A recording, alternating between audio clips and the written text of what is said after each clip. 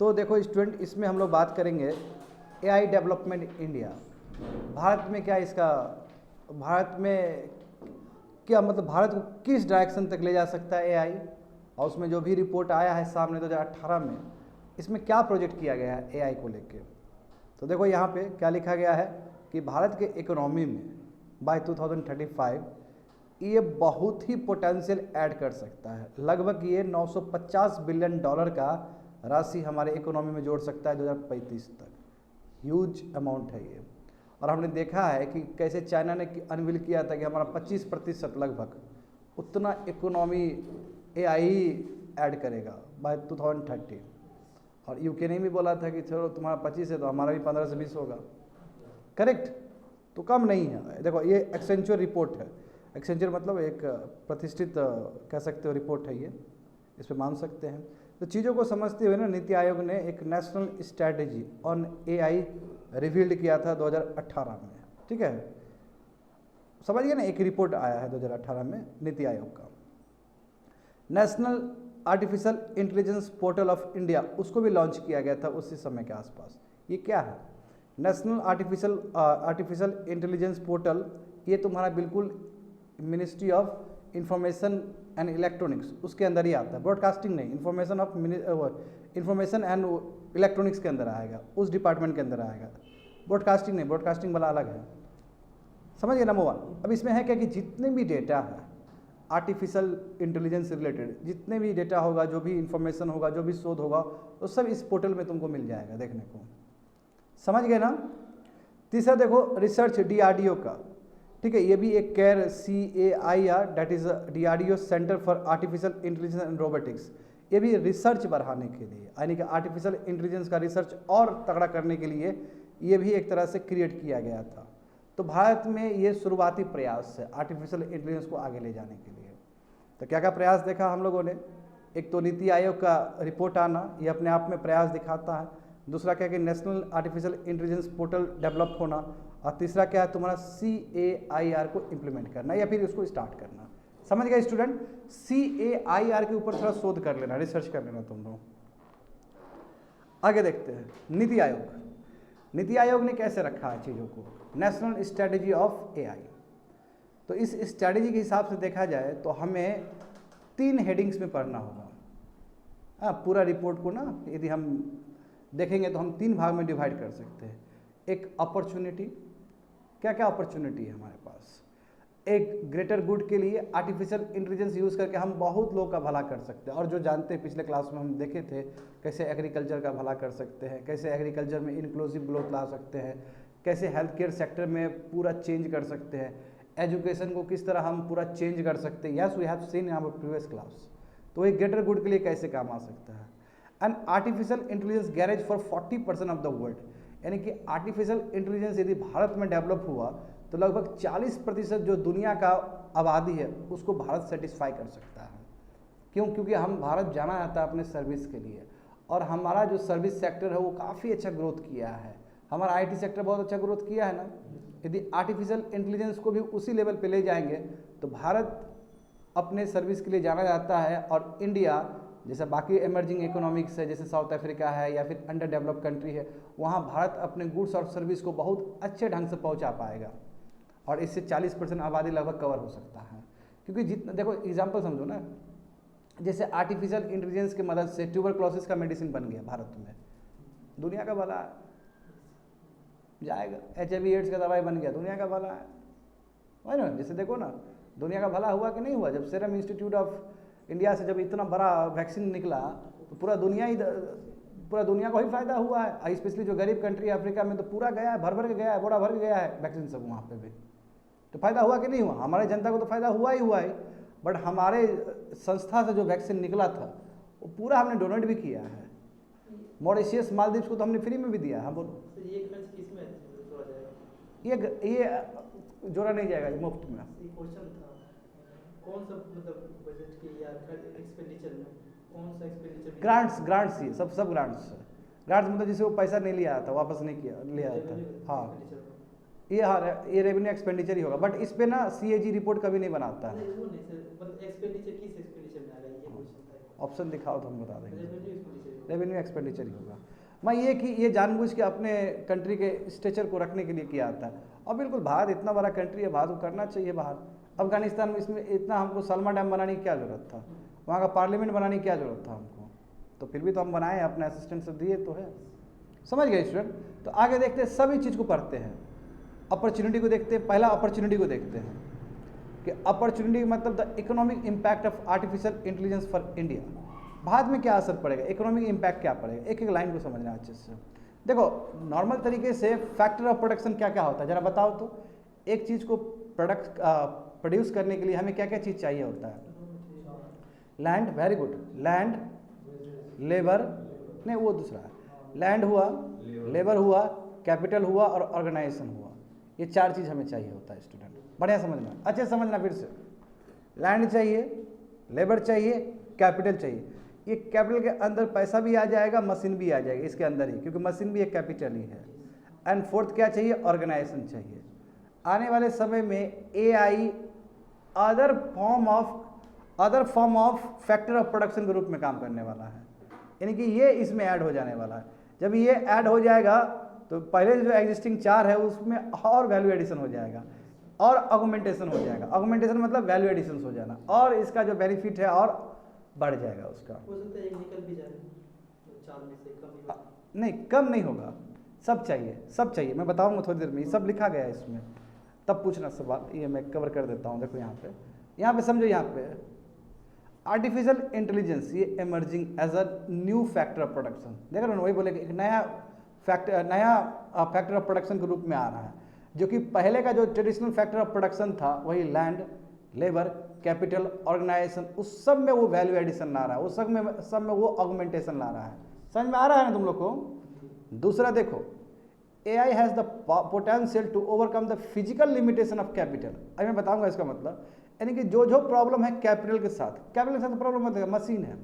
इधर ध्यान दो तो, एक नॉर्मल मशीन है और एक आर्टिफिशियल इंटेलिजेंस वाला मशीन है, दोनों में कौन सा बेटर होगा? आर्टिफिशियल इंटेलिजेंस वाला, क्योंकि वो स्मार्ट है, वो इंटेलिजेंट है, तो ज़्यादा तुमको आउटपुट देगा। तो वही बोला कि जो पहले का जो कैपिटल था उसका जो लिमिटेशन था, उस लिमिटेशन को भी ये क्रॉस कर देगा, उसको भी पूरा कर देगा। लेबर देखो, पहले लेबर लगा हुआ था रिपीटेटिव वर्क करने में, अरे भाई आर्टिफिशियल इंटेलिजेंस तुमसे ज़्यादा बेटर रिपीटेटिव वर्क कर पाएगा। पिछले बार देखे थे ना हम लोग कि रिपीटेटिव वर्क करने में आर्टिफिशियल इंटेलिजेंस एक नंबर, प्रिसिजन भी 100%, एक्यूरेसी भी 100% और एरर भी कुछ नहीं। तो वही बोल रहा है कि, और देखो यदि लेबर को रिप्लेस करता है तो लेबर अच्छी बात है ना, अब आदमी कम इन्वॉल्व होगा। जो भी आदमी है रिसर्च एंड डेवलपमेंट और इनोवेशन पर वो अपना ध्यान देगा। जैसे मान लो कि 100 मजदूर था, 100 मजदूर में अब 100 मजदूर का जरूरत नहीं है, 10 ही मजदूर का जरूरत है, तो 10 आदमी होगा। और बहुत सारा आदमी अब सोचेगा कि नो, अब हमें सबसे पहले अपने आप को इनोवेट करना होगा, तो आदमी का स्किल डेवलप्ड होगा, और आदमी का स्किल भी डेवलप्ड होगा, साथ साथ आदमी का जो शोध है रिसर्च एंड डेवलपमेंट वो भी चलते रहेगा। तो आदमी का जो लिमिटेशन है वो भी पूरा कर देगा ये, और आदमी में एक ऊर्जा भर देगा कि तुम्हारा काम वहाँ है रिसर्च एंड डेवलपमेंट करो और हमारा काम है रिपीटेटिव काम करना। इसी को बोलते हैं डिसरप्टिव टेक्नोलॉजी, डिसरप्शन होना, पॉजिटिव डिसरप्शन होना। बताए थे ना कि टेक्नोलॉजी पूरा कर दिया बट पॉजिटिव सेंस से।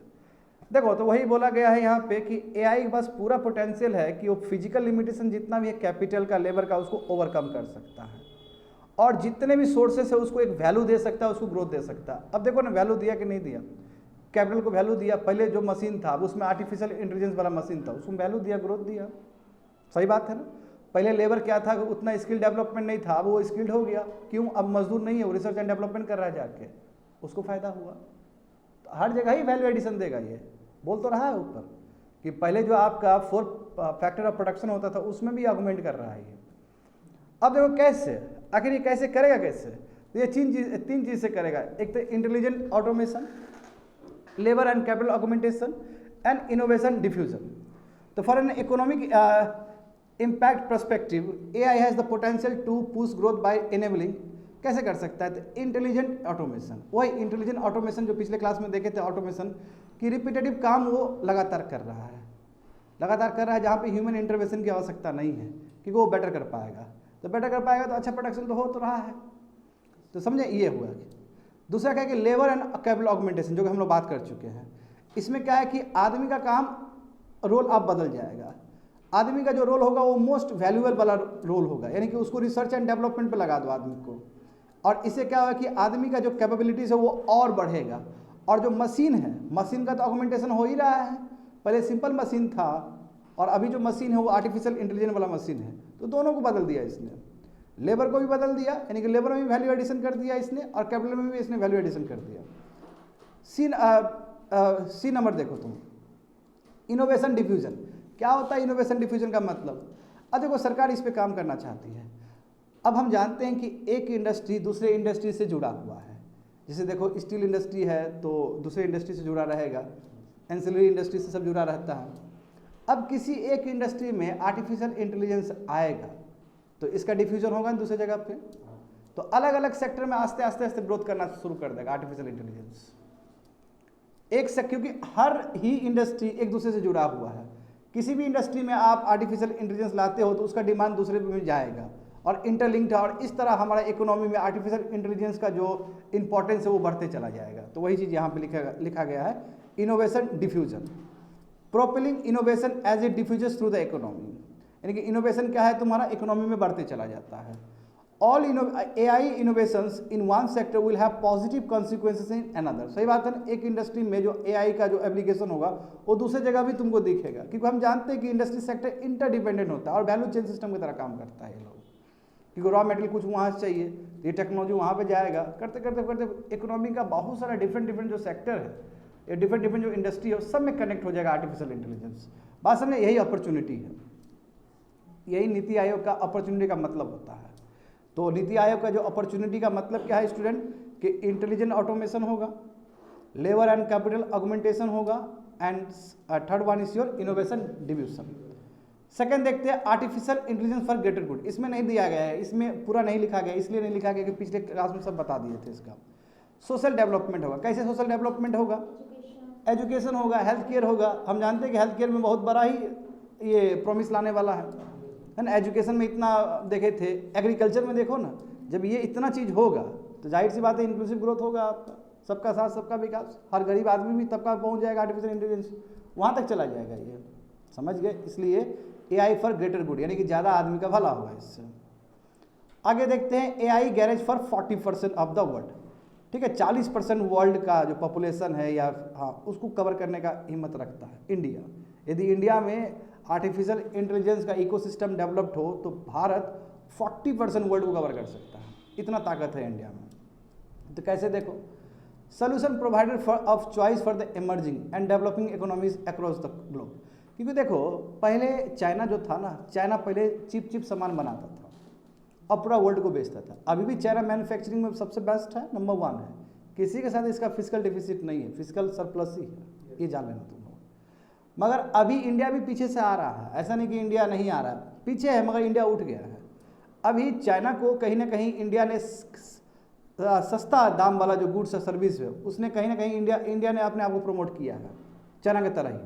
तो बोल रहा है कि एक तरह से हमारा भी कंट्री प्रोवाइडर है इमर्जिंग और डेवलपिंग इकोनॉमिक्स को। वर्ल्ड में हमारा भी कंट्री एक्सपोर्ट, और जो एक्सपोर्ट करता है, चाहे वो गुड्स का एक्सपोर्ट करता हो चाहे वो सर्विस का एक्सपोर्ट करता हो, वो लगातार बढ़ते चला गया, just like China in the earlier times.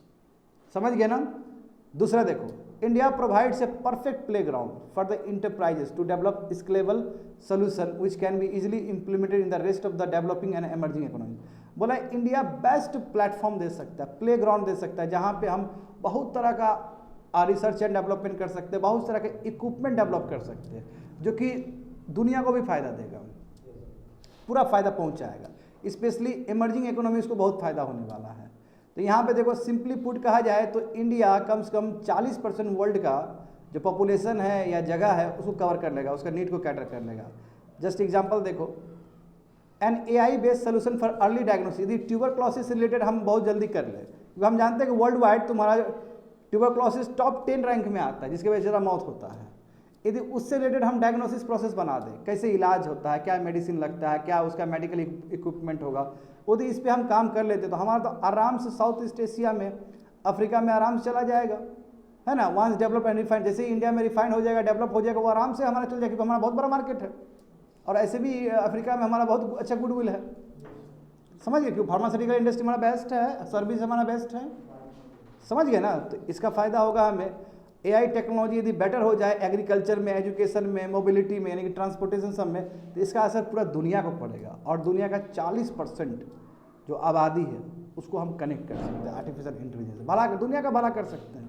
इसलिए मोदी जी क्या बोलते हैं कि इंडिया प्रॉस्पर करेगा तो दुनिया प्रॉस्पर करेगा। सही बात भी है कि दुनिया का सबसे पॉपुलस कंट्री है, तो हम अपने आप में बढ़ेंगे तो पूरा वर्ल्ड ही बढ़ रहा है। सही बात है कि नहीं है। अब यहाँ पे देखो कहाँ कहाँ हमें काम करना होगा। फोकस एरिया, कौन सा फोकस एरिया, जो स्ट्रैटेजी पेपर में जो 2018 का जो अनवील किया गया नीति आयोग के द्वारा, तो उसमें कहा गया था कि इस जगह पे we have to work. Health care में काम करने की आवश्यकता है, एग्रीकल्चर में काम कर, देखो सब में एग्जाम्पल हम लोग पहले भी किए थे, हेल्थ केयर में, एग्रीकल्चर में, एजुकेशन में, स्मार्ट सिटीज़ एंड इंफ्रास्ट्रक्चर में, ठीक है ना। जैसे देखो ट्रैफिक मैनेजमेंट में हो सकता है ना कि तुम जा रहे हो इधर से, तुमको सिग्नल मिल गया कि ये रोड मत फॉलो करो क्योंकि बहुत भीड़ है यहाँ पे, तुम चेंज कर लोगे और अच्छा होगा। इस तरह स्मार्ट मोबिलिटी है ना, बुलेट ट्रेन सब, उसमें और बेटर आ जाएगा, है ना। ट्रांसपोर्टेशन बहुत अच्छा हो पाएगा। ये देखो एक फिगर दिया गया है, कंप्यूटर विजन, ऑडियो प्रोसेसिंग, है ना, natural language processing, knowledge representation, we can do many thing with the help of artificial intelligence. देख रहे हो ना, बहुत कुछ कर सकते हैं, machine learning, everything will do, that's it.